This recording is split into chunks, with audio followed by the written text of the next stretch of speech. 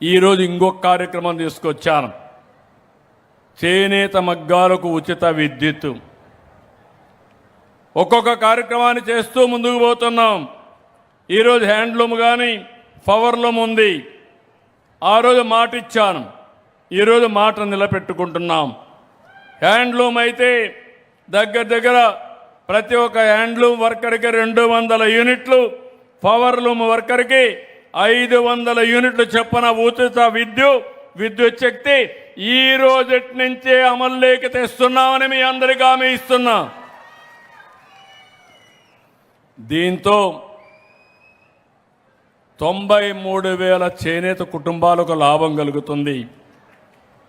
11,488 పవర్లూములకి ఈ పథకం వర్తిస్తుంది.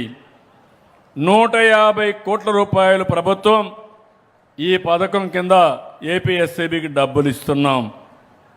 దీనివల్ల మీరు ఒకసారి చూస్తే హ్యాండ్లూమ్కి 720 రూపాయలు చొప్పున సంవత్సరానికి 8,640 రూపాయలు వాళ్ళకు ఆదా అవుతుంది.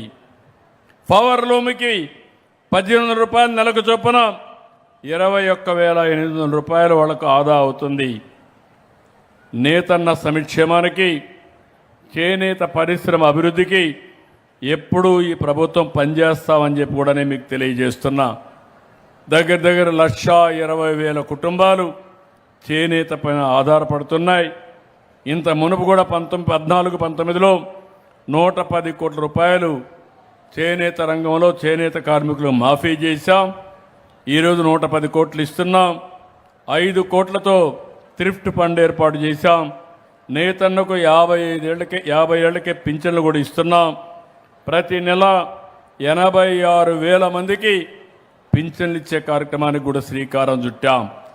నేషనల్ రూరల్ లైవ్లీహుడ్ కింద 5 చోట్ల కొత్త హ్యాండ్లూము క్లస్టర్స్ని ప్రారంభిస్తున్నాం. ఫైనల్గా నేను ఒకటే చెప్తున్నా, ఎప్పుడు కూడా చేనేత కార్మికులకు తెలుగుదేశం పార్టీని కానీ ఎన్డీఏని బలపరిచారు. వాళ్ళ స్ఫూర్తి నేను ఎప్పుడూ మర్చిపోలేను. అందరూ కూడా కాస్తో కూస్తో పైకి వచ్చారు, కానీ ఇంకా చేనేత కార్మికులకు చాలా ఇబ్బందులు ఉన్నాయి. వాళ్ళ ఇబ్బందులు అంచెల వారీగా పరిష్కారం చేసే బాధ్యత నాది. నిరంతరం వారికి అండగా ఉంటానని మరొక్కసారి మీ అందరి ద్వారా వింజమూరులో హామీ ఇస్తున్నాను. ఇలాంటి కార్యక్రమాలు పేదవారి కోసం నిరంతరం చేస్తాం, ఇంకా ముందుకు వెళ్తాం.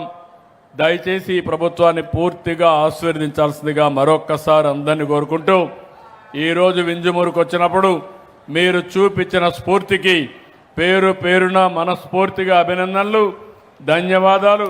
అందరికీ నమస్కారాలు. జై తెలుగు తల్లి, జై భారత్, జై హింద్.